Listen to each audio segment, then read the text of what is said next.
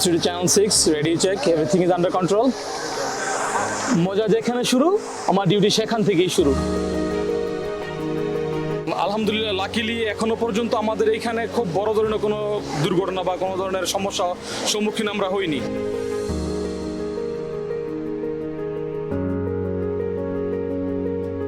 প্রতিদিন সবার মুহূর্ত হোক আনন্দময়, কিন্তু আমি রিস্ক নিতে করি না ভয়, কারণ আমি একজন গার্ডিয়ান অফ মানাবী।